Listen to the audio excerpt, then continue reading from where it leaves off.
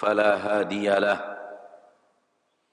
أشهد أن لا إله إلا الله وحده لا شريك له، وأشهد أن محمدا عبده ورسوله صلى الله عليه وعلى آله وأصحابه ومن تبعهم بإحسان إلى يوم الدين وسلم تسليما كثيرا. يا أيها الذين آمنوا اتقوا الله حق تقاته ولا تموتن إلا وأنتم مسلمون. يا أيها الناس اتقوا ربكم الذي خلقكم من نفس واحدة وخلق منها زوجها وبث منهما رجالا كثيرا ونساء واتقوا الله الذي تساءلون به والأرحام إن الله كان عليكم رقيبا. يا أيها الذين آمنوا اتقوا الله وقولوا قولا سديدا يصلح لكم أعمالكم ويغفر لكم ذنوبكم ومن يطع الله ورسوله فقد فاز فوزا عظيما. أما بعد فإن أصدق الحديث كتاب الله وخير الهدي هدي محمد صلى الله عليه وسلم شر الأمور محدثاتها فإن كل محدثة بدعة وكل بدعة ضلالة وكل ضلالة في النار. معاشر المسلمين والmuslimat, al-hadirin wal-hadirat, dan para pemirsa al-musyahidin wal-musyahidat dimanapun anda berada, rahimani wa rahimakumullah. Mari kita bersyukur kepada Allah Azza wa Jalla yang telah memberikan kepada kita rahmatnya dan nikmatnya yang sangat teramat banyak. Sungguh rahmat dan nikmat yang Allah berikan kepada kita tidak akan sanggup kita untuk menghitungnya, menunjukkan saking banyaknya rahmat dan nikmat yang Allah berikan kepada kita.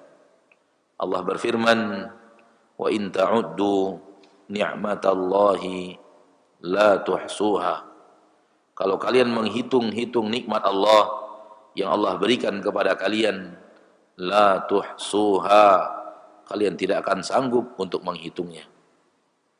Salawat dan salam kepada Nabi kita tercinta, Rasul kita yang mulia, suri tauladan kita Nabi Muhammad sallallahu alaihi wasallam, yang telah mengajarkan kepada kita jalan yang paling dicintai dan diridhoi Allah tabaraka wa ta'ala, yang telah mengajarkan kepada kita jalan yang paling aman dari godaan iblis dan bala tentaranya. Semoga kita benar-benar menjadikan beliau sebagai suri tauladan, dan semoga Allah jauhkan kita dari hati yang masih ragu, menjadikan beliau sebagai suri tauladan, sehingga dalam menadani beliau kita pun pilih-pilih, kita pun maju mundur, ada yang kita ikuti, ada yang kita tinggalkan, ada yang kita teladani, ada yang tidak kita teladani, karena hal seperti ini tidak akan menguntungkan bagi kita sampai kita jadikan Rasulullah sallallahu alaihi wasallam benar-benar suri tauladan secara total, benar-benar menjadikan beliau sebagai suri tauladan secara mutlak. Laqad kana lakum fi Rasulillahi uswatun hasanah. Dan orang yang Allah dan Rasulnya telah membuat hukum, lalu membuat pilihan sendiri, dicela oleh Allah di dalam Al-Quran, surat Al-Ahzab, wa ma kana li mu'minin wa la mu'minatin idza qada Allahu wa rasuluhu amran an yakuna lahumul khiyaratu min amrihim. Tidak pantas bagi seorang mukmin lelaki dan mukminah. Apabila Allah dan Rasulnya telah membuat sebuah keputusan, tidak tidak pantas bagi mereka untuk memiliki pilihan sendiri dalam perkara dan urusan mereka. Ketahuilah bahwa apa yang Allah perintahkan, apa yang Rasulullah perintahkan, disitulah terkumpulnya seluruh maslahat yang kita inginkan. Dan ketahuilah bahwa apa yang Allah larang dan apa yang Rasulullah SAW larang, disitulah terdapat seluruh mudarat yang kita takuti. Maka dengan berpegang teguh dengan perintah dan larangan Allah dan Rasulnya, seorang manusia akan mendapatkan seluruh maslahat dan akan terhindar dari seluruh mudarat. Baiklah kaum muslimin dan muslimat, al-hadirin wal hadirat, dan para pemirsa dimanapun anda berada, rahimani wa rahimakumullah. Kita lanjutkan kebersamaan bersama kitab Sahih Al-Bukhari di dalam Kitabul Ilm, bahasan tentang ilmu. Pagi ini memasuki babus samari fil ilmi. Babus samari fil ilmi. Bab tentang berbicara ilmu di malam hari. As-samar berbicara di malam hari. Fil ilmi tentang ilmu.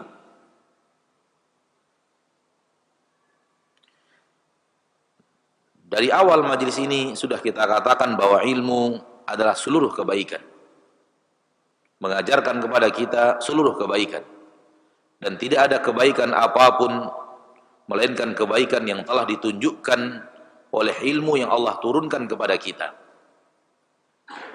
Dan oleh karena itu kita diperintahkan oleh Allah dan diperintahkan oleh Rasulullah sallallahu alaihi wasallam untuk menimba ilmu, agar kita mengetahui kebaikan untuk diri kita sendiri.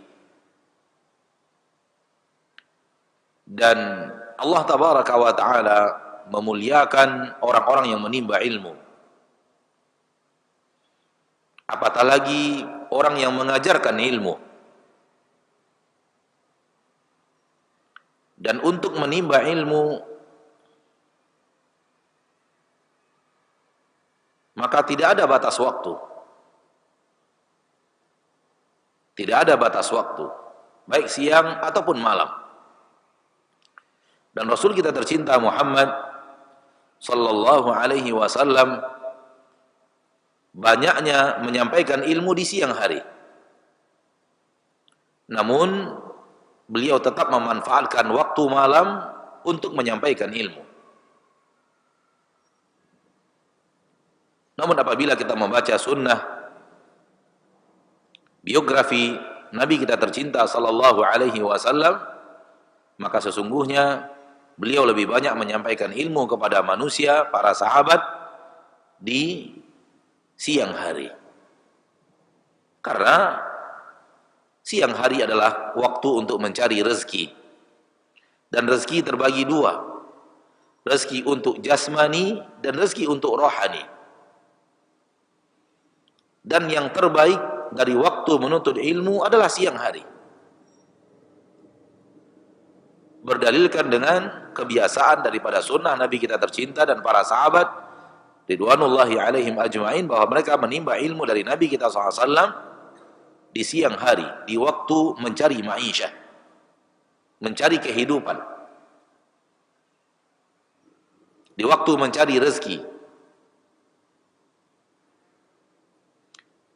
Kebiasaan Nabi dan para sahabat ridwanullahi alaihim ajma'in adalah malam hari jarang digunakan untuk majelis ilmu.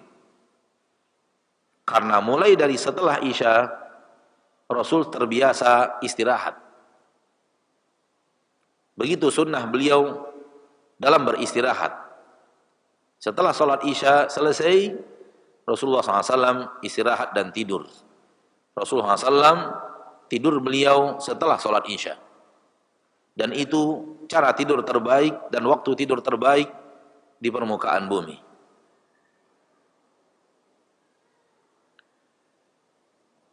Oleh karena itu, bab ini disampaikan, bab as-samar fil lail, bab bicara-bicara di malam hari tentang ilmu.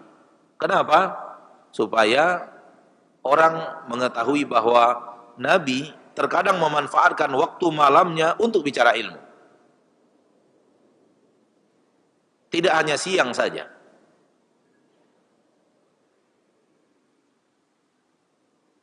Taib, manakala kita perhatikan kebiasaan kita di negeri kita sekarang ini, bahkan di dunia secara umum, maka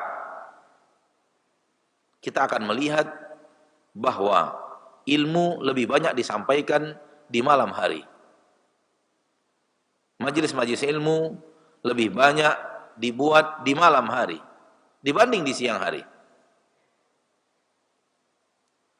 Hal ini kita katakan tidak salah, karena ada sunnahnya dari Nabi SAW berbicara tentang ilmu di malam hari. Namun tetap kita katakan ini kurang sesuai dengan apa yang seharusnya. Ini kurang sesuai dengan apa yang seharusnya, walau tidak ada dosa di dalamnya. Karena malam Allah telah wujudkan dalam kehidupan kita untuk beristirahat dan bukan untuk menimba ilmu, bukan untuk mencari rezeki. Rezeki, fahami yang saya maksud dengan rezeki dua hal: rezeki untuk jasmani dan rezeki untuk rohani, yaitu ilmu.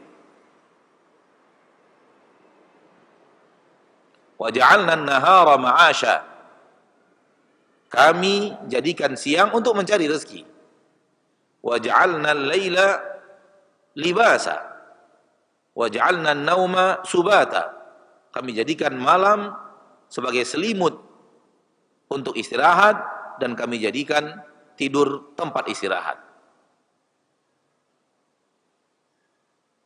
Maka jangan kita kira bahwa rajinnya kita menuntut ilmu di malam hari itu hal yang terbaik di permukaan bumi. Tidak, yang terbaik itu adalah mencari ilmu di waktu yang Allah letakkan sebagai waktu mencari ilmu. Mencari rezeki di waktu yang Allah letakkan sebagai mencari rezeki, itu yang paling afdal. Namun tidak salah, namun tidak berdosa. Bahkan ada sunnahnya. Namun Nabi SAW melakukannya sekali-kali, tidak rutin seperti kita. Kalau kita majelis ilmunya Senin ba'da maghrib ba'da isya, Selasa ba'da maghrib, Rabu ba'da isya, begitu. Nah, sekali lagi, bukan itulah yang terbaik. Karena yang terbaik adalah apa yang dilakukan Nabi kita tercinta dan para sahabat sallallahu alaihi wasallam dan ridwanullahi alaihim ajma'in. Sekarang ini manusia banyak dituntut untuk bekerja, dan mereka telah menjual waktu siangnya kepada seseorang. Baik seseorang itu bersifat individu atau seseorang bersifat perusahaan. Sehingga waktu mereka di siang hari sudah kosong untuk menimba ilmu agama. Kenapa? Waktu mereka telah mereka jual. Dengan seseorang bekerja pada seseorang dan seseorang bekerja pada perusahaan, pada hakikatnya dia telah menjual waktunya. Ketika dia bekerja di sebuah toko milik seseorang, disepakati bahwa jam masuk adalah jam 7 pagi dan jam keluar adalah jam 5 sore, maka dia telah menjual waktunya dari jam 5, jam 7 pagi sampai jam 5 sore kepada orang yang membayar gaji kepadanya per bulan. Oleh karena itu, kenapa di zaman kita sekarang majelis ilmu justru banyaknya di malam hari? Karena siang hari banyak manusia yang telah menjual waktunya kepada orang lain, sehingga dia tidak bisa mencari rezeki bahagian rohaninya di siang hari karena waktunya sudah dia jual untuk mencari rezeki bahagian jasmani. Beda dengan para sahabat ridwanullahi alaihim ajmain, mayoritas mereka ahrar, orang-orang yang waktunya merdeka. Terserah mereka mau digunakan untuk apa. Karena rata-rata mereka bekerja sendiri. Ada yang berkebun, ada yang berternak, ada yang punya skill membuat sesuatu, menjualnya ke pasar, berdagang. Dan mereka bebas di siang hari, mau menuntut ilmu, tidak menuntut ilmu, mau di pasar, mau di hewan ternak, mencari nafkah, mau berdagang, mau tutup dagangan. Sebagaimana sebagian daripada orang-orang di zaman kita sekarang seperti itu. Namun sebagian kecil. Di kalangan para sahabat itu sebagian besar dari mereka seperti itu. Sehingga waktu mereka untuk mencari rezeki, untuk rohani mereka bebas. Karena waktu mereka tidak mereka jual. Nah, ini dia yang perlu kita ketahui. Ya, ketika Nabi kita tercinta Muhammad sallallahu alaihi wasallam memulai istirahatnya setelah sholat isya, fahamlah kita bahwa itulah waktu istirahat terbaik. Camkan terus saudaraku muslim dan muslimah bahwa apapun yang dilakukan Nabi sallallahu alaihi wasallam itulah yang terbaik.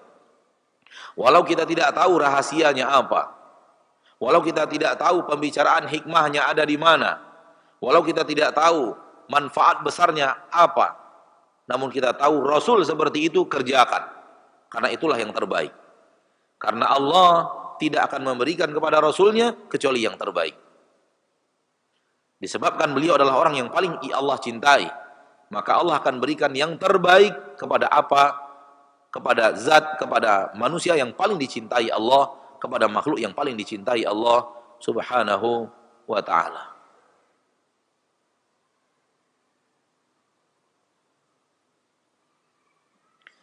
Kita baca hadis yang dibawakan oleh Imam Al-Bukhari dalam bab ini.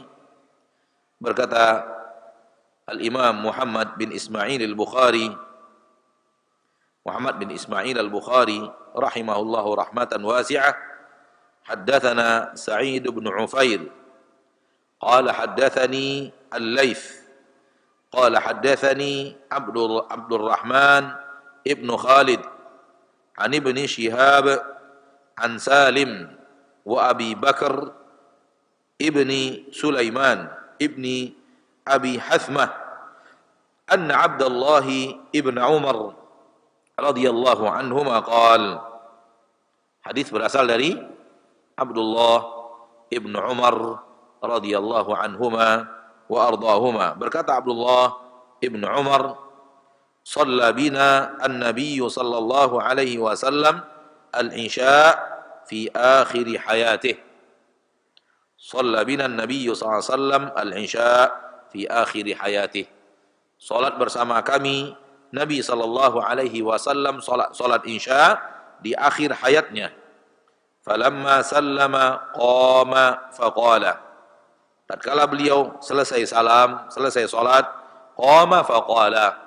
Beliau berdiri lalu berkata, Ara'aitakum lailatakum hadhihi.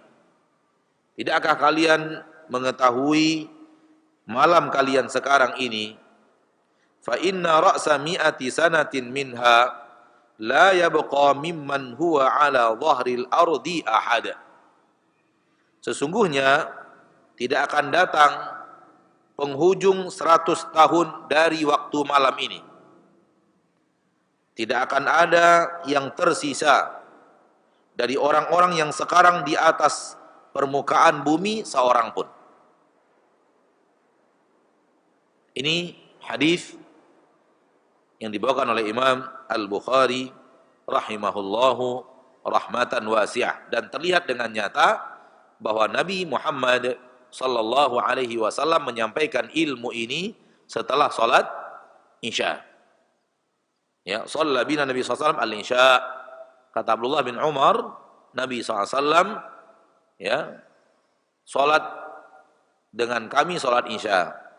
Dan setiap Nabi sholat dengan para sahabat, pasti Nabi menjadi imam. Itu yang harus difahami. Pasti Nabi menjadi imam. Karena para sahabat, tak seorang pun di antara mereka yang berani menjadi imam untuk Nabi kita tercinta Muhammad sallallahu alaihi wasallam. Setiap para sahabat mengatakan, Nabi sholat bersama kami, Nabi sholat bersama kami, fahami terus Nabi menjadi imam. Karena tak ada yang berani. Setiap Nabi terlambat dari rumahnya, ditunggu sampai datang. Dan Nabi tidak pernah menyengaja terlambat. Ya.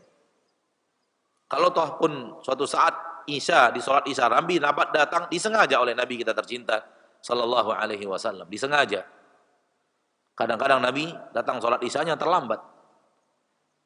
Bukan terlambat, menyengajakan, melambatkan. Ya. Karena sholat Isya, ma'asyiral muslimin dan muslimat, secara afdaliyah beda dengan 4 sholat yang lainnya. 4 sholat yang lainnya, afdalnya dilaksanakan di awal waktu. Namun khusus sholat Isya, afdalnya dilaksanakan diundur, tidak di awal waktu. Dengan dalil hadis Nabi sallallahu alaihi wasallam, "Laula an asyqa ala ummati la akhartu alaihimul isya." Seandainya tidak akan memberatkan untuk umatku, niscaya aku akan akhirkan kepada mereka pelaksanaan sholat Isya. Maksudnya diakhirkan dari awal waktu, tidak dikerjakan di awal waktu. Namun Nabi SAW tidak mengerjakan itu kecuali sekali-sekali. Sekali-sekali Nabi akhirkan. Dan terlihat para sahabat kewalahan. Karena mereka menanti Nabi yang tidak kunjung datang, sehingga mereka ketiduran. Kepala mereka jatuh bangun. Sambil duduk menunggu Nabi SAW, kepala mereka jatuh bangun, kata Anas. Dan terdengar sebagian mereka sudah menghembuskan nafas orang tidur. Ya, ghatid. Dan ghatid itu suara nafas orang tidur yang tidak sampai kepada jenjang dengkur. Kalau dengkur, sudah dengkur, itu syekhir. Adapun ghatid, itu suara agak halus di bawah dengkur, menandakan orang itu sudah mulai fly dalam tidurnya. Namun belum sampai kepada tidur yang lelap. Dan itu tidak membatalkan wudu. Dan para sahabat seperti itu, menunggu, kepala mereka jatuh, mereka tegakkan lagi, dan berat bagi para sahabat. Kenapa? Mereka orang yang bekerja keras dari pagi sampai malam. Sehingga ketika datangnya waktu Isya, mereka benar-benar butuh istirahat. Dan begitulah jasad kita, kalau kita lakukan seperti yang dikerjakan Nabi dan para sahabat. Apabila kita sudah bangun jam 4 subuh, lalu dari pagi kita beraktivitas, ambil sedikit waktu sebelum atau setelah zuhur untuk tidur barang setengah jam, itu benar-benar setelah Isya kita maunya tidur. Apalagi seandainya siang itu pekerjaannya agak berat, seperti mencangkul, mengangkat-ngangkat sesuatu, maka itu benar-benar setelah sholat Isya tidur. Ingin istirahat itu tubuh, capek sudah. Oleh karena itu Nabi melakukannya sekali-sekali, mengakhirkan Isya. Padahal Nabi ingin sholat Isya itu diakhirkan. Karena keinginan Nabi sholat Isya diakhirkan, para ulama mengambil kesimpulan bahwa afdolnya sholat Isya diakhirkan. Namun diakhirkan secara berjamaah, dipimpin oleh imam sholat, dipimpin oleh imam rawatib, tidak sembarangan, sendirian, tidak. Ya, Nabi Shallallahu Alaihi Wasallam, kata Abdullah bin Umar, melakukan sholat bersama kami, sholat Isya, menjadi imam, ya, fi akhiri hayati, di akhir hayat beliau. Dalam riwayat lain dikatakan 1 bulan sebelum Rasul wafat, bahwa kejadian ini 1 bulan sebelum Rasul SAW wafat. Berarti sekitar bulan Safar di tahun ke-11 Hijriyah. Karena Nabi kita tercinta wafat di bulan Rabiul Awal. Maka sekitar di bulan Safar di tahun ke-11 Hijriyah, Rasulullah SAW melakukan nasihat di malam hari kepada para sahabat. Falamma sallama, tatkala beliau selesai salam, Salam adalah akhir daripada salat. Salam adalah akhir daripada salat. Dan orang yang tidak menjadikan salamnya adalah akhir daripada salatnya bersama imam salah. Dan yang saya maksud dalam bahasan ini adalah sebagian orang, sebagian kaum muslimin setelah selesai salam bersama imam masih saja mengikuti imam, yaitu zikir bersama imam, berdoa bersama imam. Itu tidak ada sunnahnya dari Nabi kita tercinta Muhammad SAW. Antara kita dan imam berakhir dengan salam. Setelah selesai salamnya imam dan kita pun salam, antara kita dan imam pekerjaan masing-masing, ibadah masing-masing. Begitu yang dilakukan Nabi SAW dan para sahabat. Bahkan sebagian para sahabat ada yang terburu-buru, setelah selesai Nabi salam, mereka langsung bangkit dan keluar dari masjid. Ada. Dan itu adalah beberapa riwayat hadis. Sebagian para sahabat setelah salam langsung berdiri dan keluar. Kejadian Rasul lupa sholat yang 4 rakaat kemudian dijadikan 2 rakaat. Sebagian para sahabat setelah salam berdiri dan keluar. Karena mereka ada urusan. Menunjukkan bahwa mereka tidak lanjut dengan menjadikan Nabi sebagai pemimpin daripada zikir mereka dan doa mereka setelah sholat. Setelah Rasulullah SAW berbalik arah, ada rentang waktu, para sahabat semuanya terdiam, sampai seorang sahabat yang dikenal dengan nama Dzul Yadain bertanya, "Ya Rasulullah, anasita am qusuratis shalah?" Apakah engkau lupa atau salat sudah dikosor? Yang awalnya 4 rakaat sudah menjadi 2 rakaat lagi. Kata Nabi SAW, "Ma nasitu wa ma qasurat." Aku tidak lupa dan salat tidak dikosor. Kata Dzul Yadain, "Bal nasit." Engkau lupa ya Rasulullah, engkau hanya salat 2 rakaat. Engkau hanya salat 2 rakaat. Nabi bertanya kepada yang lainnya, bagaimana perkataan Dzul Yadain, benar atau tidak? Kata para sahabat, benar ya Rasulullah, engkau salat cuma 2 rakaat. Lalu Nabi SAW menambah lagi. Siapa yang ada di masjid ketika itu menambah bersama Nabi? Yang sudah keluar. Yang sudah keluar. Jadi intinya adalah bahwa Nabi memimpin sholat hanya sampai salam. Setelah itu tidak memimpin lagi aktivitas ibadah apapun dari para sahabat. Bahkan sebagian mereka yang terburu-buru, ada urusan, ada perkara, meninggalkan masjid pasca salam. Nah, dan itu tidak aib. Ya, tidak aib meninggalkan masjid setelah salam.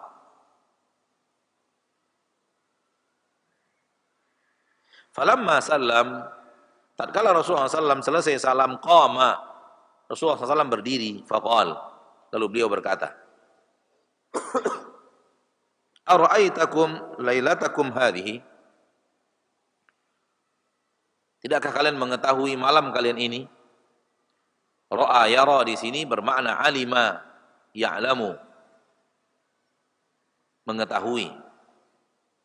Karena ra'a yara bisa bermakna melihat dengan mata, bisa dengan makna melihat dengan mata hati, yaitu pengetahuan, basirah. Ra'a bisa ra'yul basar, penglihatan mata, bisa ra'yul basirah, penglihatan basirah, yaitu penglihatan hati. Karena manusia memiliki 2 penglihatan. Penglihatan melalui matanya yang ada di kepalanya, dan penglihatan melalui hatinya yang ada di dalam dadanya. Yang melalui mata disebut basar, yang melalui hati disebut basirah.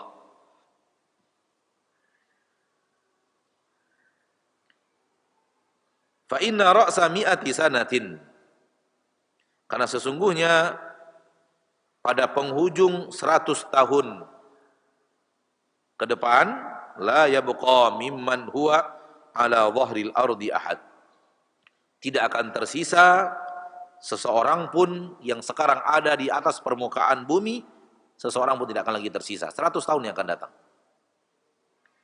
Dan ini adalah alamun min alamin nubuwah, ciri-ciri daripada ciri-ciri kenabian, tanda-tanda kenabian Nabi sallallahu alaihi wasallam.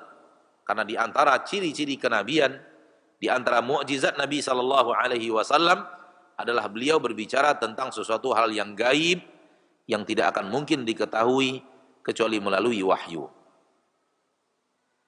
Tidak mungkin diketahui oleh manusia biasa dengan rumus kemampuan manusia biasa. Hanya bisa diketahui melalui wahyu. Dan Rasulullah SAW sangat banyak berbicara tentang hal yang gaib. Bukan karena beliau tahu yang gaib, tapi karena beliau muayyadun bil wahyi. Karena beliau ditolong oleh Allah dan dikuatkan oleh Allah dengan diberikan wahyu kepada beliau sallallahu alaihi wasallam. Jadi beliau mendapatkan dari Allah keterangan, lalu Allah memerintahkan beliau untuk menyampaikannya kepada manusia. Maka setiap nabi berbicara yang gaib itu masuk di dalam mukjizat Nabi kita Muhammad sallallahu alaihi wasallam, sekaligus itu menjadi ciri dari ciri-ciri kenabian, tanda daripada tanda kenabian, tanda daripada tanda kejujuran. Kejujuran dan kebenaran dakwah Nabi dan risalah Nabi sallallahu alaihi wasallam, beliau berbicara yang gaib dan apapun yang beliau bicarakan daripada yang gaib itu pasti akan terjadi. Ketika akan melaksanakan perang Badar, Nabi sallallahu alaihi wasallam menunjuk tempat matinya dedengkot-dedengkot Quraisy. Kata Nabi, di sini Abu Jahal mati. Di sini Utsbah bin Rabi'ah mati. Di sini Syaibah bin Rabi'ah tewas. Di sini, dan semua yang ditunjuk Nabi tempatnya, memang di situ Abu Jahal mati. Memang di tempat yang ditunjuk Nabi matinya Syaibah bin Rabi'ah, Utsbah bin Rabi'ah. Dedengkot-dedengkot Quraisy yang wafat di perang Badar ditunjuk oleh Nabi tempat matinya. Di sini matinya si fulan, di sini yang matinya si fulan, di sini tempat mengembuskan nafas terakhir si fulan. Dan persis di mana Nabi menunjukkan tempat, disitulah dedengkot-dedengkot Quraisy mengembuskan nafas mereka terakhir, kemudian semua mereka ke neraka, wal iyadu billah. Kenapa Nabi bisa tahu ini tempat matinya si fulan, tempat matinya si fulan, tempat terkaparnya si fulan? Melalui wahyu. Bukan karena Nabi tahu yang gaib, tidak. Ya, tidak boleh kita memiliki keyakinan Nabi tahu yang gaib, enggak boleh. Karena itu telah dibantah oleh Allah di dalam Al-Qur'an dengan menyuruh Nabi SAW mengatakan, saya tidak tahu yang gaib. Qul la amliku li nafsi naf'a wala dharra wala a'lamul ghaib. Katakan wahai Nabi, katakan kepada manusia, katakan kepada umatmu, katakan kepada hamba-hamba Allah, aku tidak bisa memiliki mudarat apapun untuk diriku dan manfaat apapun untuk diriku. Karena yang memiliki mudarat dan manfaat hanyalah Allah. Wala a'lamul ghaib, dan aku juga tidak tahu yang gaib. Jelas, tegas bahwa Nabi disuruh oleh Allah mengatakan kepada kita, aku tidak tahu yang gaib. Berarti kalau Nabi berbicara yang gaib bukan karena Nabi tahu yang gaib, namun karena Nabi diberitahu oleh Allah melalui wahyu dan Nabi menyampaikan wahyu itu kepada manusia. Maka tidak boleh meyakini adanya Nabi sallallahu alaihi wasallam tahu yang gaib. Berarti apapun yang beliau sampaikan daripada masalah-masalah gaib bukan karena Nabi tahu yang gaib. Akan tetapi karena beliau diberitahu oleh Allah Subhanahu wa taala. Dan ini ada juga di dalam Al-Qur'an surat Al-Jin. Wala yudhiru ala ghaibihi ahada illa man irtada min rasul. Allah tidak akan tunjukkan daripada ilmu-ilmu gaib yang ada padanya kepada siapapun. Illa man irtada min rasul, kecuali orang-orang yang Allah ridhoi dari rasul-rasulnya.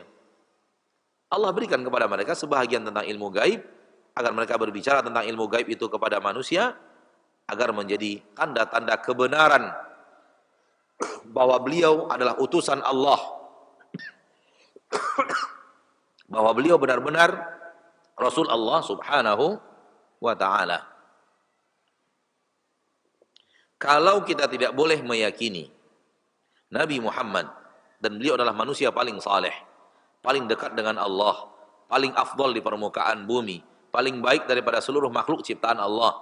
Kita tidak boleh meyakini beliau tahu yang gaib. Maka siapapun di permukaan bumi ini tidak boleh kita meyakini dia tahu yang gaib.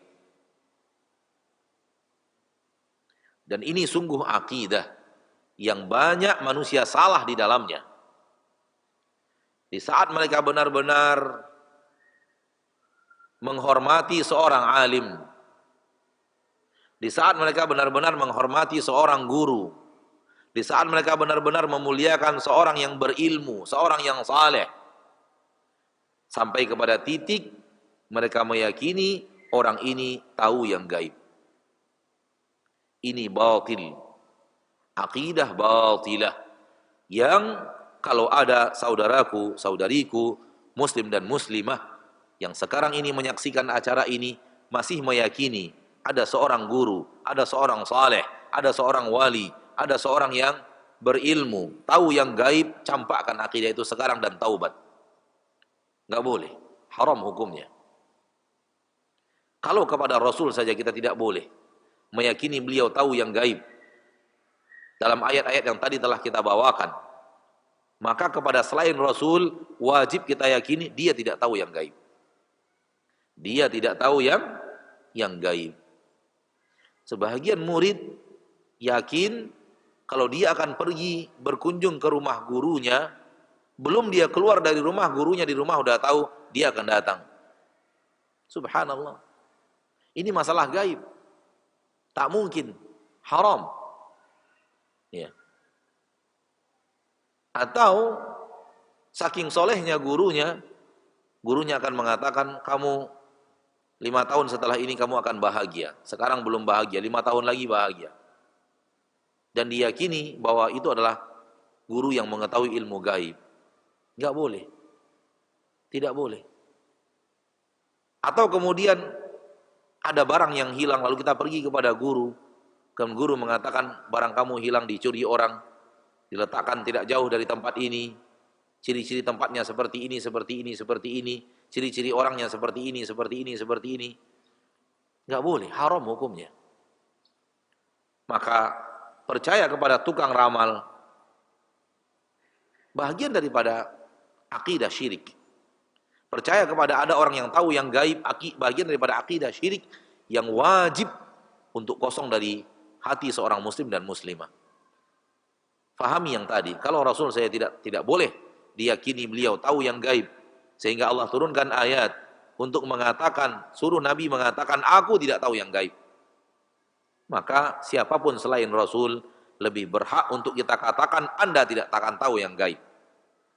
Karena yang tahu yang gaib hanya Allah. Qul la ya'lamu man fis samawati wal ardil ghaiba illallah. Katakan wahai Nabi, katakan wahai Rasul, tak ada yang tahu yang gaib di langit dan di bumi kecuali Allah.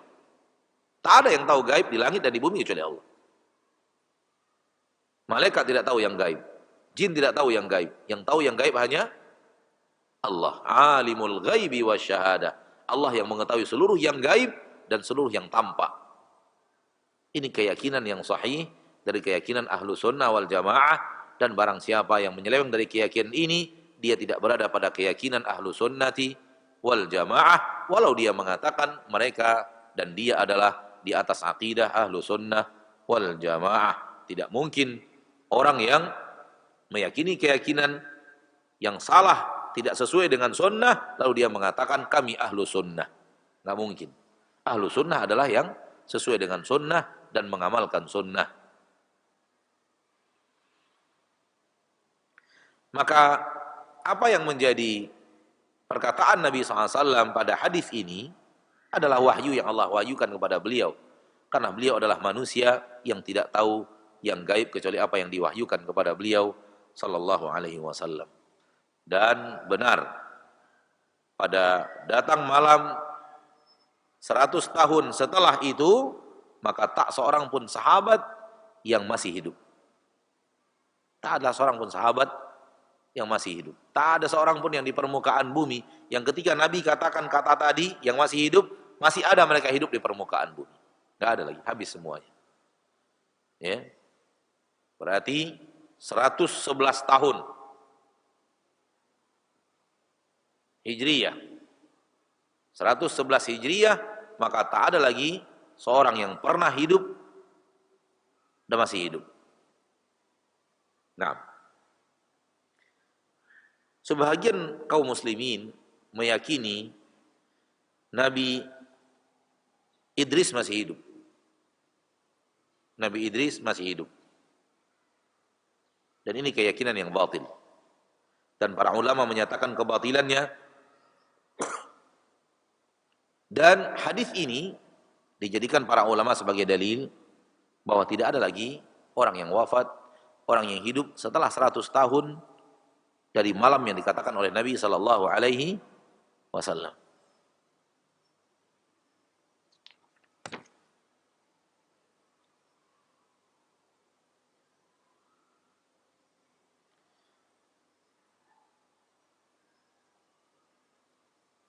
Dan ini sekaligus juga menunjukkan singkatnya umur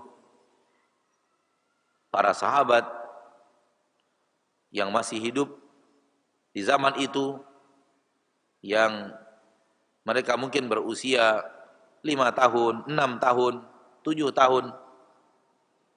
Maka mereka tidak ada yang mencapai umur yang lebih daripada 110 tahun.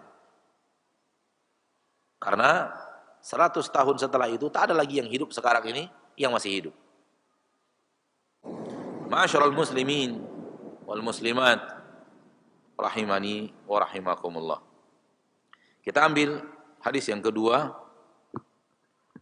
dalam bab ini. Berkata Imam Al-Bukhari rahimahullahu rahmatan wasi'ah, haddatsana Adam qala haddatsana Syu'bah qala haddatsana Al-Hakam qala sami'tu Sa'id bin Jubair an Ibni Abbas radhiyallahu anhuma. Berarti hadis berasal dari Ibnu Abbas, Abdullah bin Abbas radhiyallahu anhuma wa ardahuma. Qala, berkata Ibnu Abbas, bittu fi baiti khalati Maimunah.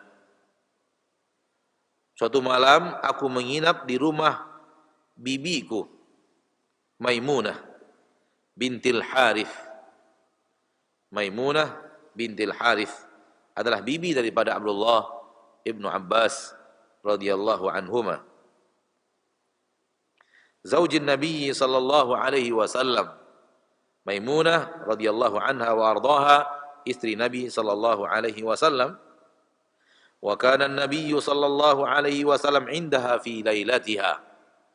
Dan adalah Nabi SAW ketika itu bersamanya di malamnya. Maksudnya Rasulullah SAW ketika itu nginap di rumah Maimunah di malam hari. Fa shalla an-nabiy SAW al-isya'a. Maka Nabi SAW di malam itu salat isya. Thumma jaa ila manzilihi. Kemudian beliau pulang ke rumahnya. Fa shalla 4 raka'atin thumma nama. Beliau salat 4 rakaat, kemudian beliau tidur. Thumma qama. Kemudian beliau bangkit, thumma qala. Kemudian beliau berkata, namal ghulayyim au kalimatan tushbihuha. Apakah anak kecil tadi sudah tidur? Maksudnya adalah Abdullah bin Abbas. Karena Abdullah bin Abbas bertemu Nabi di usia remaja, di usia kecil. Summa qama, kemudian beliau bangkit untuk salat. Fakumtu an yasarihi. Kata Abdullah bin Abbas, saya pun berdiri di samping kiri Nabi sallallahu alaihi wasallam mengikuti salat beliau. Faja'alani an yaminih. Maka Nabi kemudian menjadikan saya di sebelah kanannya. Fa shalla 5 raka'atin. Lalu beliau salat 5 rakaat. Tsumma shalla rak'ataini. Kemudian beliau salat 2 rakaat. Tsumma nama hatta sami'tu ghatitahu. Kemudian beliau tidur sampai aku mendengar ghatit. Yang tadi sudah kita katakan ghatit.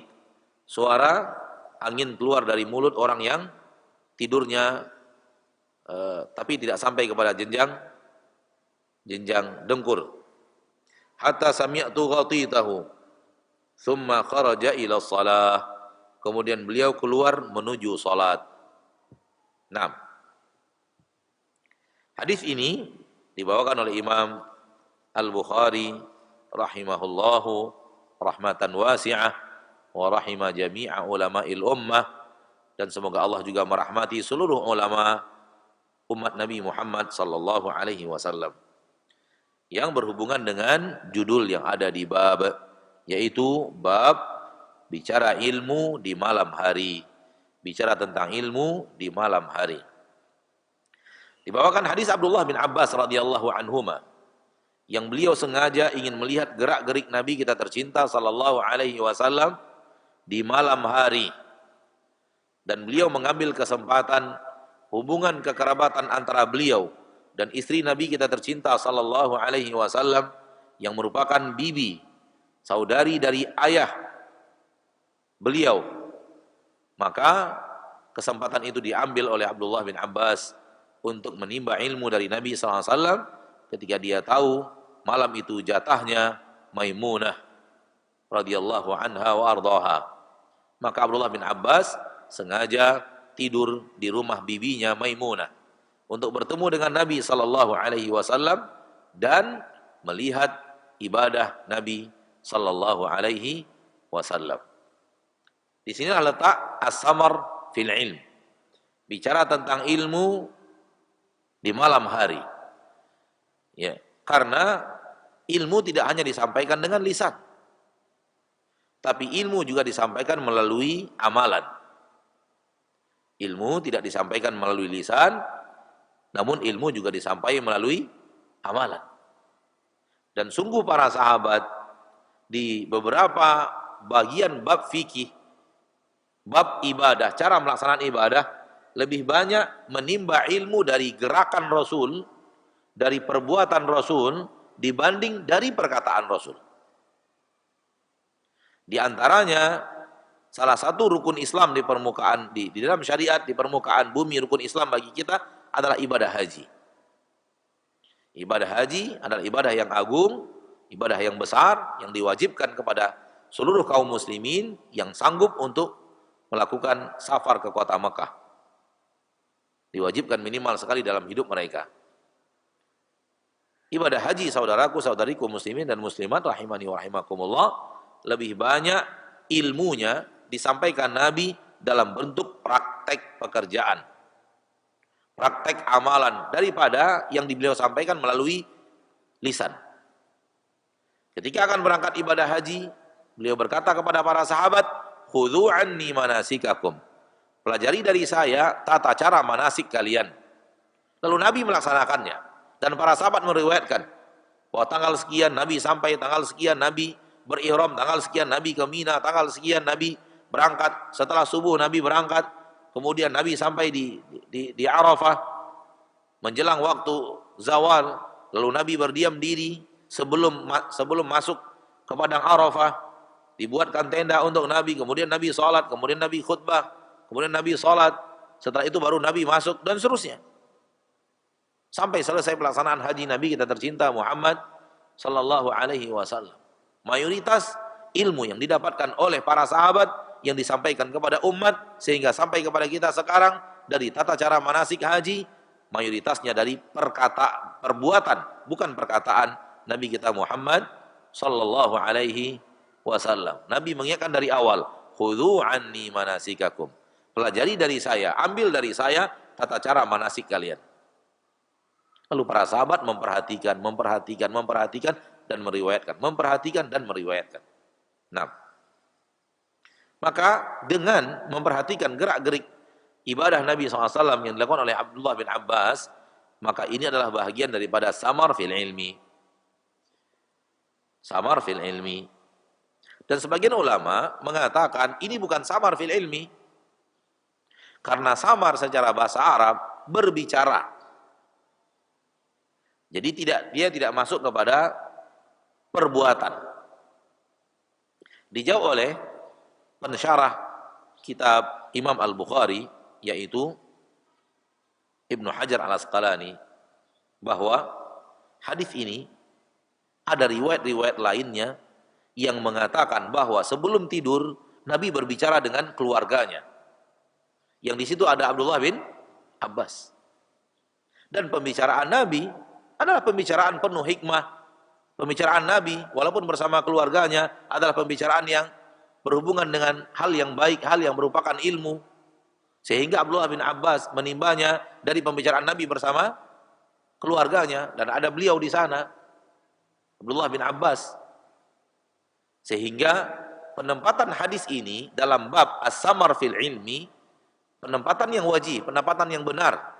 Karena di antara riwayat sanad yang lainnya menunjukkan bahwa Nabi kita tercinta SAW sebelum tidur berbicara dulu dengan keluarganya, berbicara dengan istrinya, yang dalam hal ini adalah Maimunah radhiyallahu anha wa ardaha.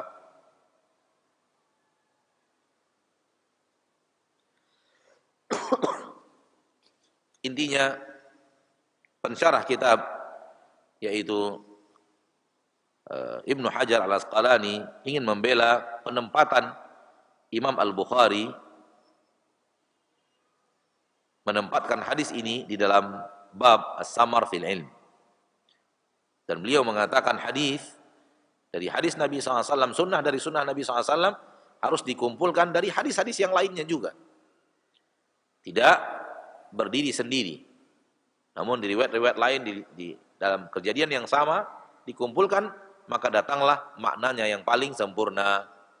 Datanglah maknanya yang paling sempurna. Dan di antara riwayat hadis ini menunjukkan bahwa Nabi kita tercinta Muhammad sallallahu alaihi wasallam bahwa beliau berbicara dengan keluarganya. Dan di situ ada Abdullah bin Abbas yang memperhatikan. Baik. Abdullah bin Abbas kecil ketika hidup bersama Nabi. Namun dari kecil beliau sudah menimba ilmu. Dan beliau sudah rajin duduk di majelis ilmu. Dan Allah tabaraka wa ta'ala telah jadikan beliau memiliki kemampuan hafalan yang luar biasa. Ditambah dengan doa Nabi kita tercinta sallallahu alaihi wasallam. Maka tumbuhlah Abdullah bin Abbas sebagai seorang penuntut ilmu yang luar biasa. Di dalam biografi Abdullah bin Abbas ada seorang rekannya yang diajak oleh Abdullah bin Abbas untuk menimba ilmu. Ayo kita rajin menuntut ilmu dari Nabi SAW. Kawannya berkata, kamu ini aneh. Kamu ini aneh. Masih ada Abu Bakar, masih ada Umar, masih ada orang-orang tua. Kenapa engkau menyaingi mereka di dalam ilmu? Ketika sahabatnya tidak mau, maka Abdullah berjalan sendiri. Abdullah bin Abbas berjalan sendiri, tetap menimba ilmu, sehingga akhirnya kawannya mengatakan, andai dulu aku ikuti ajakan Abdullah bin Abbas. Setelah melihat bahwa Abdullah bin Abbas benar-benar matang di dalam ilmu. Ya, di usia beliau sudah sangat matang di dalam ilmu.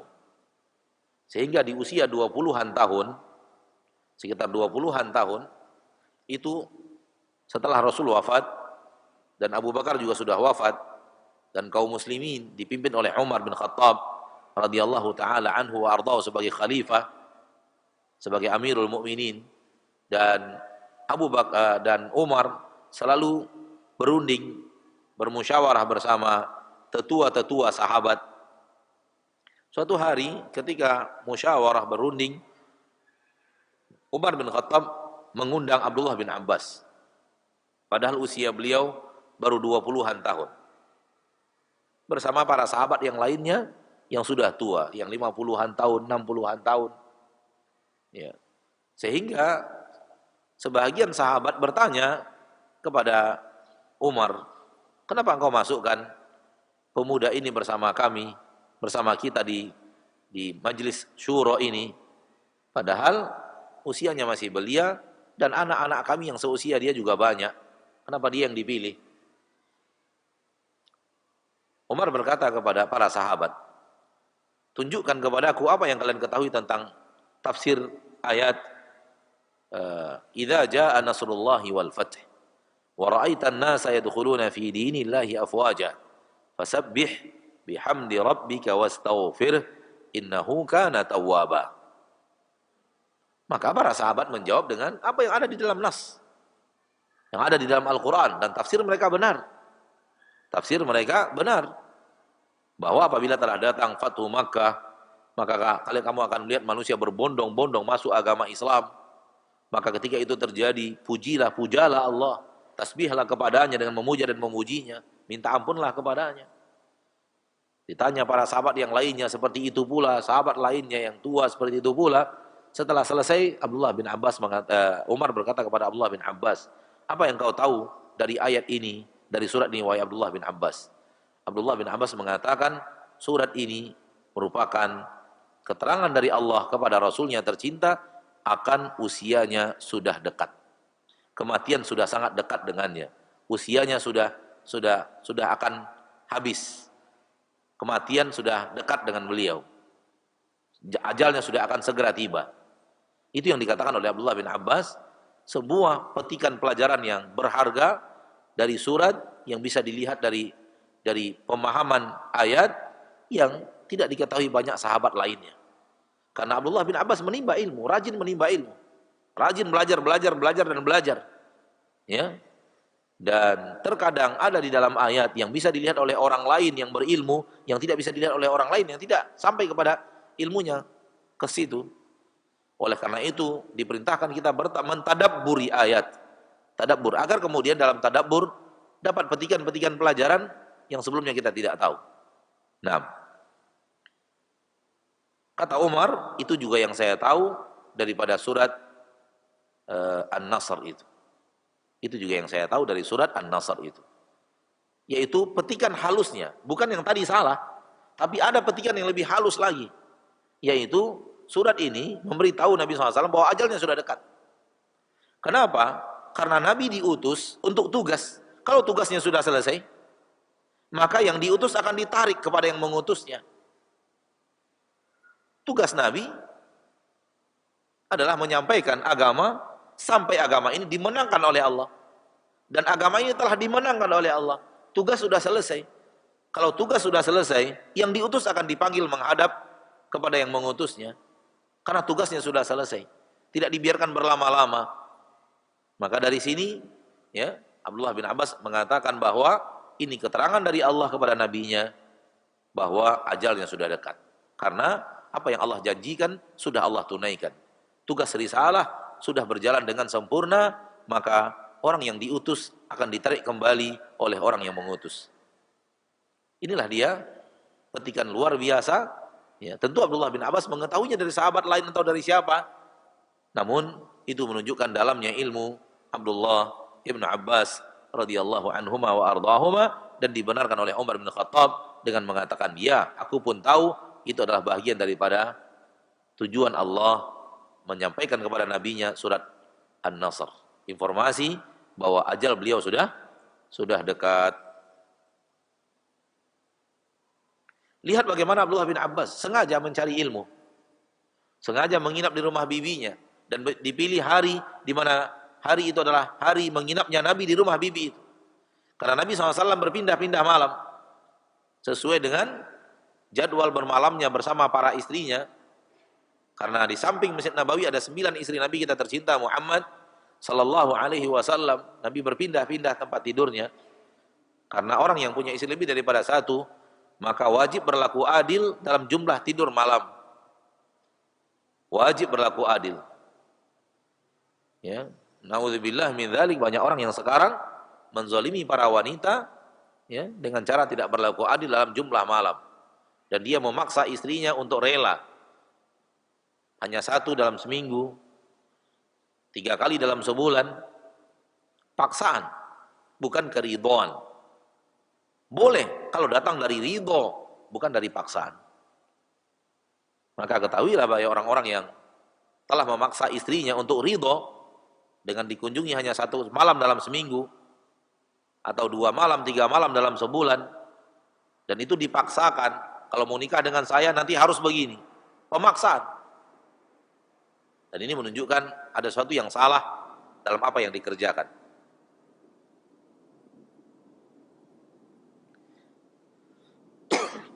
Kata Abdullah bin Abbas,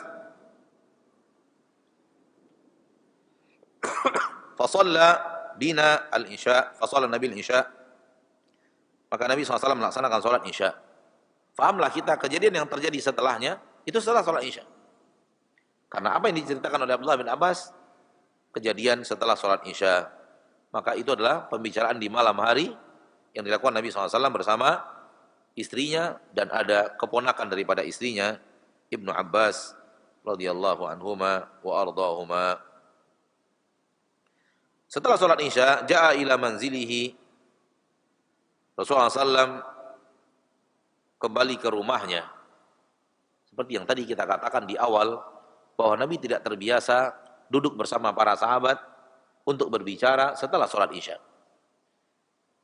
Baik berbicaranya ilmu atau berbicara yang lainnya. Kecuali ada sesuatu yang dikerjakan. Ada musyawarah di malam hari, ada sesuatu di malam hari. Maka Rasulullah SAW melakukannya dan baru pulang ke rumah. Tapi kalau tidak ada sesuatu, setelah isya Rasulullah balik ke rumah. Dan Rasulullah selalu istirahat setelah sholat isya. Dan itulah sunnah Nabi SAW yang terbaik untuk kita tiru kalau kita ingin meniru sunnah beliau di dalam tidur. Karena pasti cara tidur seperti itulah yang terbaik di permukaan bumi. Cara tidur yang dilakukan oleh Nabi kita tercinta Muhammad SAW. Dan telah terbukti bahwa para ahli kesehatan sekarang telah mengatakan ya, bahwa istirahat yang paling baik, tidur yang paling baik di awal malam. Di awal malam. Dan jangan terlambat dari awal malam. Kepada saya dikatakan oleh para ahli itu bahwa paling lambat tidur malam itu jam 9. Di atas jam 9 sudah dihitung terlambat. Dan dia tinggal di Jakarta. Saya katakan, Anda tinggal di Jakarta, sementara saya tinggal di Pekanbaru. Rentang waktu perbedaan azan maghrib dengan Jakarta Pekanbaru lebih kurang 20 menit. Maka apakah kami sebagai orang Pekanbaru, kalau kami tidur jam setengah 10, itu tidak terhitung terlambat? Beliau mengatakan kalau begitu setengah 10. Kalau begitu setengah 10. Maka orang yang tidur malamnya sebelum jam setengah 10, dia telah tidur di awal malam. Dan orang yang Pekanbaru ya, kita di Pekanbaru ini. Dan orang yang tidurnya di atas setengah 10, maka dia sudah dihitung terlambat tidur. Terlambat tidur. Dan alangkah banyaknya manusia-manusia terlambat tidur di zaman kita sekarang. Jarang orang yang sekarang tidur jam setengah 10 ke bawah. Jarang sekali. Dan kalau kita perhatikan, kenapa kakek-kakek dan nenek-nenek kita dulu sehat-sehat? Maka salah satu jawabannya adalah mereka jarang yang tidurnya setelah setengah 10. Rata-rata setelah isya mereka tidur. Nah, jadi sekarang manusia sudah banyak yang terlambat tidur. Tidur jam berapa? Jam setengah 11. Jam berapa? Jam 11. Jam berapa? Jam 12. Jam berapa? Jam setengah 1. Dan tidak jarang kita bertemu dengan sahabat-sahabat kita yang tidak bisa tidur kecuali di atas jam 12. Haram tidak, tapi tak benar. Tidak yang terbaik. Dan itu salah satu pemicu menurunnya kesehatan. Karena jam istirahatnya sudah terlambat. Nah, maka yang terbaik adalah sholat adalah istirahat di awal malam. Istirahat di awal malam itu yang terbaik. Maka usahakan. Kalau memang kita bisa merubah pola hidup kita, rubah pola hidup kita. Agar kemudian kita istirahatnya di awal malam. Caranya bagaimana? Caranya pertama, paksakan. Karena untuk merubah kebiasaan bukan tidak bisa, namun agak berat. Dan di awal-awalnya harus dibiasakan dengan cara dipaksakan. Dipaksakan. Ya. Cara memaksakannya yaitu lakukan aktivitas-aktivitas di siang hari. Siang hari jangan istirahat, jangan dibawa tidur lama-lama. Jangan tidurnya istirahat siang jam 1 sampai jam 3. Itu akan berpengaruh kepada hilangnya kantuk. Biarkan istirahat siang itu, kalau tahu pun butuh istirahat 15 menit, 20 menit, 30 menit paling lama. Kemudian hidupkan alarm, pesankan kepada seseorang untuk kita dibangunkan setelah 30 menit. Maka bangkit, masih ngantuk, lawan. Itu sebentar saja kita bergerak, insya Allah hilang kantuknya. Itu sudah pengalaman ya dari orang-orang yang mengerjakannya. Tidak perlu harus panjang istirahat siang. Nanti di malam hari datang jam 9, setengah 9, masuk kamar, istirahatkan badan, padamkan semua lampu. Latihan untuk tidur cepat. Karena itu tidur yang terbaik di permukaan bumi. Rasulullah SAW melakukannya. Nah,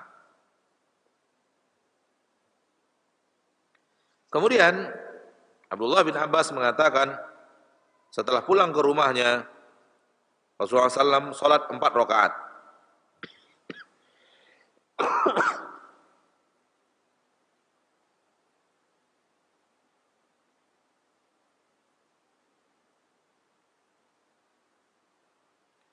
Ini bahagian daripada sholat malam yang dilakukan oleh Nabi Sallallahu Alaihi Wasallam sebelum tidur, dan itu boleh melakukan sholat malam sebelum tidur, dibolehkan. Dan kalau kita bangun setelahnya, dibolehkan kita juga untuk sholat malam lagi. Nah, summa nama, kemudian Rasulullah SAW tidur, summa qama, lalu beliau bangkit lagi setelah tidurnya. Summa qal, beliau berkata kepada keluarganya, namal ghulayyam, apakah anak-anak kecil tadi sudah tidur? Summa qama, kemudian beliau berdiri lagi untuk sholat. Faqumtu an yasarih, maka ketika sholat malam yang benar-benar malam setelah tidur, Abdullah bin Abbas ikut, dan kemudian ikut sholatnya Nabi SAW, namun salah tempat berdiri. Beliau menjadi makmum, laki-laki bersama laki-laki, harusnya di sebelah kanan, bukan di sebelah kiri. Dan di sebelah an yasar. Kemudian Nabi SAW memindahkan beliau ke sebelah kanan. Ya, summa faja'alani an yamini. Nabi kemudian menjadikan saya ke sebelah kanannya. Berarti dipindahkan oleh Nabi dengan tangannya. Menunjukkan Nabi melakukan gerakan yang bukan gerakan sholat di dalam sholat. Dan ini merupakan dalil bahwa boleh melakukan gerakan yang bukan gerakan sholat di dalam sholat kalau dibutuhkan. Jadi gerakan yang bukan gerakan sholat boleh dilakukan di dalam sholat kalau dibutuhkan. Contohnya adalah kejadian ini, bahwa Abdullah bin Abbas salah berdiri. Harusnya di sebelah kanan, ia berdiri di sebelah kiri. Maka Nabi memindahkannya. Biasanya orang pindahkan ke sebelah kanan. Maka memindahkan adalah sebuah gerakan yang bukan gerakan sholat. Nabi melakukannya di dalam sholat. Menunjukkan bahwa boleh melakukan gerakan yang bukan gerakan sholat di dalam sholat kalau dibutuhkan. Ya, sebagian orang-orang yang ekstrim di dalam gerakan sholat mengatakan nggak boleh. Jadi apapun nggak boleh melakukan gerakan kecuali gerakan sholat saja. Dan ini batil. Ya, Aisyah radhiyallahu taala anha mengatakan, seandainya kepalaku gatal di dalam sholat, aku akan garuk. Seandainya aku tidak bisa menggaruk dengan tangan, aku akan garuk dengan kaki. Ini menunjukkan bahwasanya boleh melakukan aksi menggaruk kepala atau bagian badan manapun yang gatal di dalam sholat. Padahal menggaruk itu bukan gerakan sholat. Menggaruk bukan gerakan sholat. Ya, maka kalau dibutuhkan gerakan boleh. Maju beberapa langkah, mundur beberapa langkah, itu tidak menghalangi gerakan sholat. Ya, pernah dilakukan Nabi kita tercinta Muhammad sallallahu alaihi wasallam. Ya, Rasulullah ketika sholat ada kambing yang akan lewat, Rasulullah melangkah beberapa langkah ke depan. sehingga badannya didekatkan kepada dinding, sehingga kambing itu lewat di bagian belakangnya, lalu kemudian mundur lagi. Nabi mundur lagi, maju dan mundur. Gerakan yang bukan gerakan sholat dikerjakan oleh Nabi kita tercinta sallallahu alaihi wasallam. Rasulullah pernah sholat di atas mimbar. Ketika akan sujud, Rasulullah turun dulu, sujud di bawah. Kemudian setelah berdiri, naik lagi di atas mimbar. Sholat, lanjutkan sholatnya di atas mimbar. Sallallahu alaihi wasallam. Kerjaan naik turun tangga bukanlah gerakan sholat. Namun dia dibutuhkan. Setelah selesai sholat, Nabi mengatakan agar kalian melihat bagaimana sholatku. Agar kalian tahu bagaimana sholatku dan melihat bagaimana sholatku. Sampai segitunya Nabi kita tercinta SAW mengajarkan umat untuk mempelajari sholat dari beliau sallallahu alaihi wasallam. Sampai beliau sholat di atas mimbar. Aneh kan ada sholat di atas mimbar? Dan ternyata tempat mimbar Nabi itu di bagian atasnya nggak cukup untuk tempat sujud. Makanya beliau ketika sujud turun dulu. Turun anak tangga, kemudian sujud di bawah. Setelah selesai sujud berdiri, naik lagi ke atas. Ini gerakan yang bukan gerakan sholat. Dilakukan Nabi kita tercinta sallallahu alaihi wasallam karena kebutuhan, maka diizinkan di dalam sholat. Dan keterangan bahwa tidak boleh lebih daripada 3 kali gerakan, tidak ada hadisnya. Tidak ada hadisnya dari Nabi kita tercinta Muhammad sallallahu alaihi wasallam. Dan ketika Nabi meletakkan di kanan, tidak dikatakan di sebelah kanan mundur ke belakang sedikit. Itu tidak dikatakan. Menunjukkan bahwa di kanan ya di kanan. Berada persis di kanannya Nabi kita tercinta sallallahu alaihi wasallam. Karena kalau seandainya di kanan dan tempatnya tidak di kanan, persis di samping kanan, Abdullah bin Abbas akan mengatakan, saya letakkan di kanan dan didorong sedikit ke belakang. Karena sebagian kaum muslimin sekarang ketika sholat berdua betul di sebelah kanan, tapi makmumnya mundur. Mundur dua telapak kaki remaja dan semacamnya, 2 telapak kaki dewasa dan semacamnya.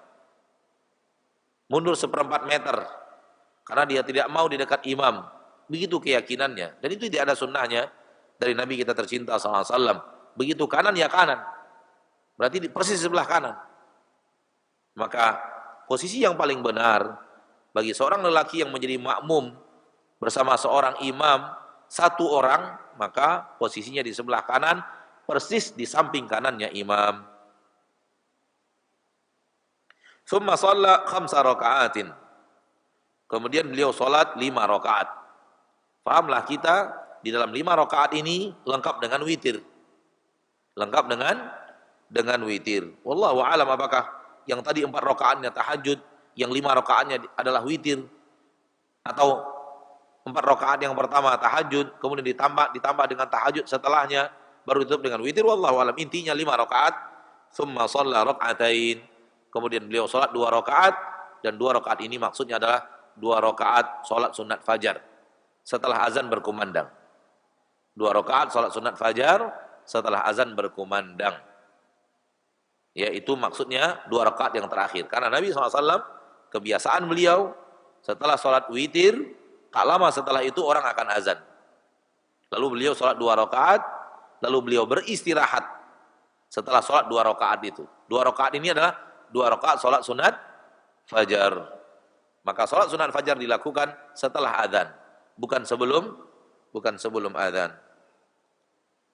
Dan kebiasaan Rasul, ya, setelah sholat sunat fajar, beliau merebahkan dirinya, beristirahat. Karena rata-rata sholat tahajud Rasul kita panjang dan membutuhkan tenaga dan lelah dan capek. Maka Rasul membiasakan diri setelah sholat sunat fajar, sebelum keluar memimpin sholat subuh, Rasulullah SAW membiasakan diri untuk beristirahat. Maka beliau tidur, kata Abdullah bin Abbas, merebahkan dirinya, hatta sami'tu ghatitah,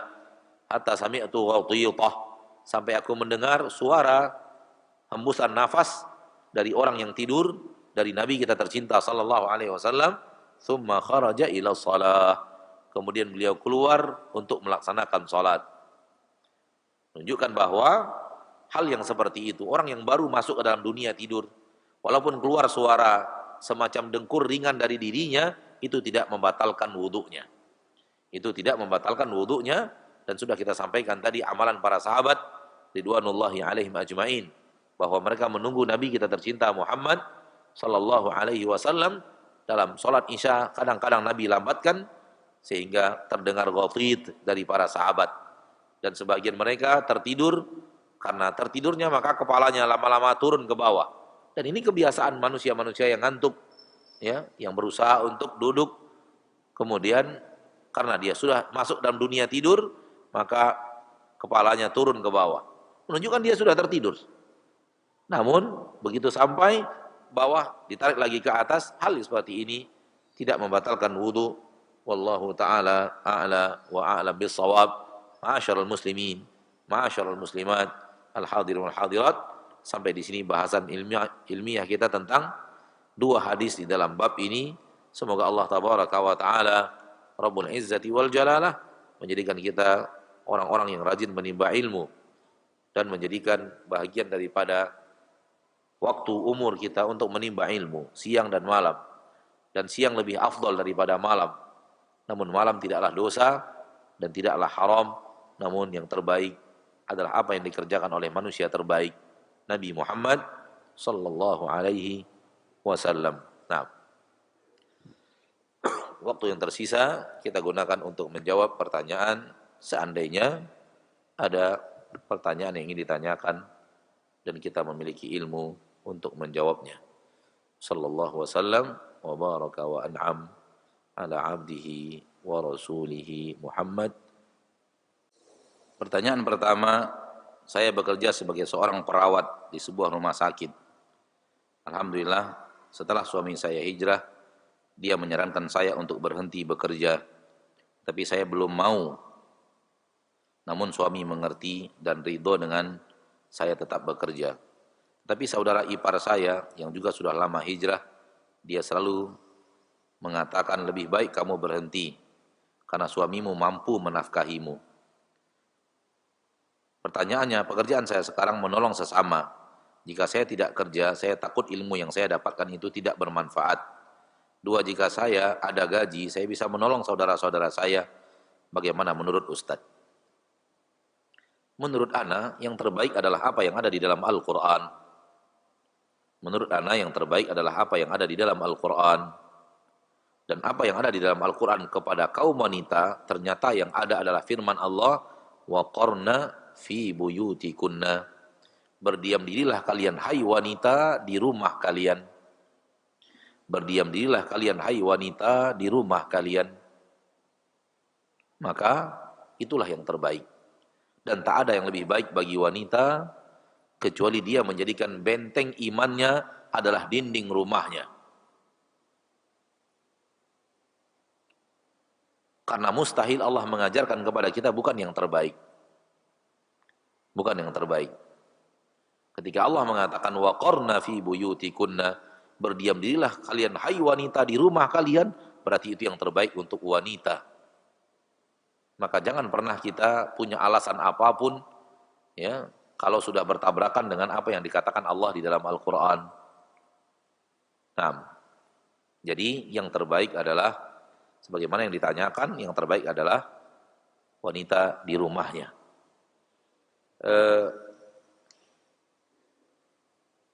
Saya selalu mengatakan, ketika suami mampu dan dia bertanggung jawab memberikan nafkah, maka seharusnya yang ternyaman bagi wanita berada di rumah, terhindar daripada fitnah, dan nafkahnya sudah ada yang mencarikan, bukan hanya sekedar karena suaminya baik, tapi memang sudah Allah letakkan di pundaknya kewajiban itu. Dan merupakan kewajiban bagi dia menafkahimu, bukan karena dia semata-mata dia baik, bukan. Wajib bagi suami itu memberikan sebagian hartanya kepada istrinya. Maka kenapa Anda ragu? Ditambah suami Anda mampu, maka suami sudah menyarankan, suami mampu menafkahi, dan Anda tinggal di rumah, sudah senyaman-nyaman hidup untuk wanita. Kalau seandainya Anda ingin berinfak dengan harta, katakan kepada suami, berikan saya sebahagian harta untuk saya agar saya bisa berinfak. Dan kalau dia adalah suami yang bertanggung jawab dan mengerti syariat, dia akan memberikan. sebagian harta yang dia punya untuk diberikan kepada Anda, sehingga jadi milik Anda pribadi, sehingga Anda bisa berinfak dengannya. Adapun kemampuan yang telah Anda pelajari daripada ilmu menjadi perawat, bisa Anda buka perawat gratis di rumah. Kalau memang ingin ilmu itu bermanfaat juga, bisa. Katakan, kita buka, ya. Siapa yang ingin dirawat di rumah. Siapkan 1 kamar, 2 kamar di rumah untuk pasien yang ingin dirawat gratis. Sehingga tidak hilang ilmu tersebut. Wallahu ta'ala a'lam. Saya seorang ibu yang kurang bisa mengajarkan ilmu kepada anak. Tapi saya berusaha untuk memberikan contoh dan kebiasaan-kebiasaan yang saya praktekkan di depan mereka. Apakah semua akan membekas pada hati anak-anak saya, Ustadz? Saya tidak tahu yang gaib. Sehingga ditanyakan apakah akan membekas di hati anak saya tidak tahu. Karena itu masalah gaib. Sesuatu yang membekas di hati orang, manusia tidak akan tahu. Maka jangan tanyakan masalah gaib kepada manusia manapun. Kalau Anda ingin merubah pertanyaan dengan mengatakan, apakah saya lakukan itu sudah bagus secara syariat? Kita akan jawab, bagus secara syariat. Tapi apakah akan membekas di hati semua anak saya? Maka ini pertanyaan gaib. Pertanyaan membekas atau tidak membekas di hati. Kalau saya katakan dia, berarti saya tahu membekas. Kalau saya katakan tidak, berarti saya tahu tidak membekas. Dari mana saya tahu? Hati orang. Nggak boleh. Maka pertanyaannya salah. Cara bertanyanya salah. Tapi kalau kita bertanya, apakah yang seperti itu sah secara syariat? Boleh secara syariat. Apakah akan memberikan manfaat juga kepada anak saya? Sekedar bahwa itu akan bisa memberikan manfaat? Jawabannya iya. Karena anak meniru dari kita bukan hanya perkataan. Bahkan anak lebih banyak meniru dari kita pekerjaan orang tuanya dibanding perkataan.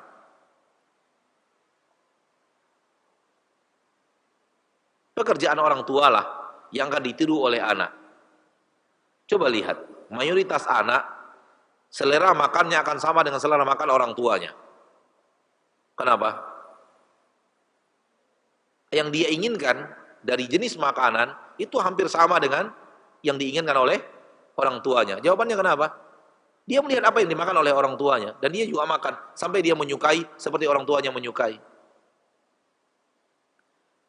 Maka kebiasaan orang tua yang menjalankan sunnah di rumah itu bisa memberikan manfaat. Sangat bisa memberikan manfaat kepada anak, ya. Dan kita diperintahkan Allah untuk menyampaikan kepada anak kita sesuai dengan ilmu yang ada pada kita. Kita tidak diwajibkan menyampaikan ilmu yang kita tidak tahu. Dan yang terpenting dari tarbiyah orang tua kepada anak adalah, dan ini semua orang tua insya Allah bisa, ya. Ketika anak berbuat salah, tegur, nasihati. Jangan biarkan anak berbuat salah tanpa ditegur, tanpa dinasihati. Kita sudah tahu melalui belajar melalui ilmu, ini nggak boleh, ini nggak boleh, ini nggak boleh, ini nggak boleh, ini haram, ini terlarang. Ketika kita tahu anak salah, tegur. Ketika kita tahu anak salah, tegur. Nasihati anak ketika salah. Dan untuk ini semua orang tua bisa. Karena semua orang tua insya Allah punya ilmu tentang apa yang diharamkan oleh Allah subhanahu wa ta'ala. Qalla am kathur. Ada orang tua yang taunya banyak, ada orang tua yang taunya tidak sebanyak itu. Namun paling tidak tahu berbohong itu tidak boleh. Iri kepada saudaranya tidak boleh. Ithar nafsihi, lebih ingin menang sendiri, nggak boleh, nggak bagus. Ketika dia melakukan, tegur dia bahwa itu tidak benar, itu tidak baik, harusnya begini. Ketika dia tidak sabar, tegur. Maka ini insya Allah bisa dilakukan oleh setiap orang tua. Dan soal menyampaikan ilmu, maka sebatas ilmu yang kita ketahui, yang kita pelajari, yang tahu kita ilmunya, itu yang boleh kita sampaikan kepada siapapun, termasuk anak kita. Ustadz, untuk waktu sholat syuruk dari jam berapa sampai jam berapa? Sholat syuruk ada waktu mulainya, namun tidak ada waktu akhirnya. Ini yang saya tahu.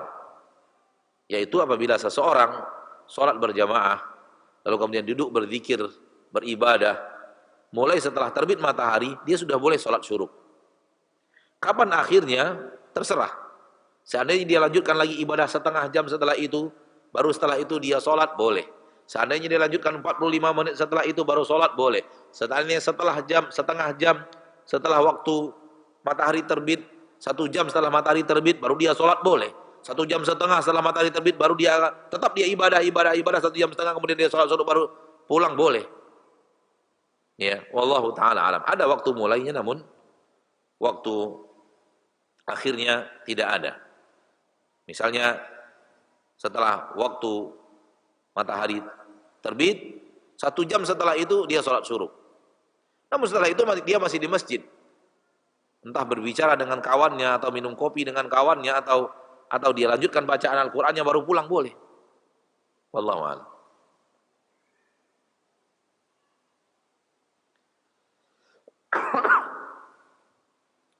Bolehkah kita melakukan muamalah dengan bank? Maksudnya menjual keperluan kantor dari satu bank. Maksudnya kita menjual, ya. Mungkin maksudnya kita menjual sesuatu kepada bank. Boleh atau tidak? Wallahu ta'ala alam, yang lebih afdal hindari. Yang lebih afdal apa? Hindari. Kenapa? Karena kita tahu ketika kita menjual sesuatu kepada bank, akan digunakan apa yang kita jual kepada mereka untuk keperluan mereka. Dan keperluan bank adalah sesuatu yang bernama riba. Maka hindari, wallahu a'la wa a'lam bis-shawab. Ustaz, ketika Rasulullah SAW lupa rakaat salat tadi, apakah beliau mengulang salat dengan menambahkan rakaat atau melakukan sujud sahwi? Nah, tadi yang kita katakan tentang hadis Dzul Yadain, ketika telah terbukti bahwa Rasulullah lupa dan Rasulullah telah bertanya kepada sahabat yang lain, ternyata benar semua mengatakan Rasulullah hanya 2 rakaat, maka Rasulullah kembali berdiri dan para sahabat yang lain kembali berdiri dan lanjutkan lagi 2 rakaat salat. Setelah itu baru beliau melakukan salam, dan salam yang beliau lakukan ketika itu beliau baru melakukan salam, dan setelah itu baru beliau sujud sahwi. Setelah salam baru Rasulullah SAW sujud sahwi. Maka seperti itu yang paling afdal dilakukan oleh orang yang kekurangan rakaat salat. Ketika dia kekurangan 2, dia tambahkan 2. Ketika dia kekurangan 1, dia tambahkan 1. Misalnya suatu saat ada imam kita lupa, kurang 1 rakaat. Ya, kita tasbih dia tidak dengarkan. Atau semuanya juga ragu, imam dan makmum semuanya ragu. Setelah selesai salam, imam bincang-bincang lagi, terbukti bahwa masih 3, padahal 4 misalnya. Maka caranya adalah naik lagi, takbiratul ihram lagi, masuk lagi ke dalam sholat, tambah kekurangan berapa jumlahnya, setelah itu salam, setelah salam sujud sahwi. Itu yang paling afdal. Dan kalau dilakukan sujud sahwinya sebelum salam, boleh.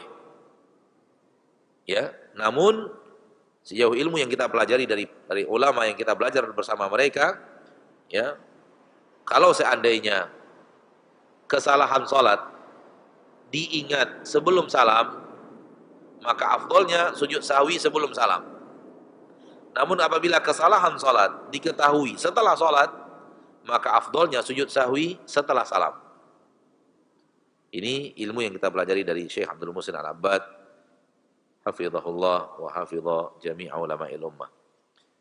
Namun kalau seandainya diawalkan, itu boleh, atau diakhirkan juga boleh, wallahu a'lam.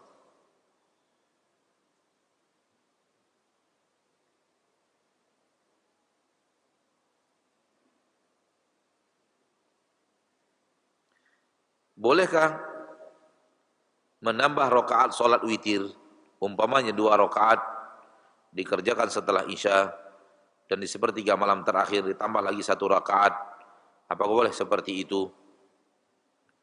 Wallahu a'lam. Kenapa harus dipisahkan 3 rakaat, 2-nya sebelum tidur dan 1-nya di akhir? Kenapa? Ataukah maksudnya adalah 2 rakaat sebelum tidurnya itu sholat tahajud, dan 1 rakaat yang setelah bangun itu adalah witir? Itu boleh. Itu boleh. Namun kalau 3-3-nya witir, namun dikerjakan 2 rakaat sebelum tidur dan 1 rakaat setelah tidur, ini anak nggak tahu ilmunya. Memisahkan jumlah bilangan rakaat witir dipisah dengan tidur. Namun kalau tahajud boleh. Karena antara tahajud dan witir tidak satu kesatuan. Tidak satu kesatuan salat. Tahajud adalah tahajud dan witir adalah witir. Dan sebagian para sahabat membiasakan diri witir sebelum tidur. Witir sebelum tidur. Karena begitu yang beliau dapatkan dari Nabi kita SAW, seperti Abu Hurairah, seperti sahabat Nabi, mengatakan bahwa Nabi mewasiatkan saya an utira qabla an anam, untuk saya witir sebelum saya tidur. Maka beliau membiasakan dirinya witir sebelum tidur. Kalau beliau bangun setelah tidur, beliau tahajud nggak pakai witir lagi. Maka terpisahlah antara pelaksanaan witir dengan pelaksanaan tahajud, dan itu boleh. Namun kalau seandainya memisahkan adalah jumlah bilangan witir yang sama, jumlah sholat witir yang sama lalu dipisahkan, maka anak tidak tahu ilmu tentang kebolehannya. Namun kalau sholat tahajud boleh. Sholat tahajud boleh. Ya, hadis tadi yang kita bacakan 4 rakaat dilakukan dulu sebelum tidur, kemudian setelahnya ada sholat lagi, boleh.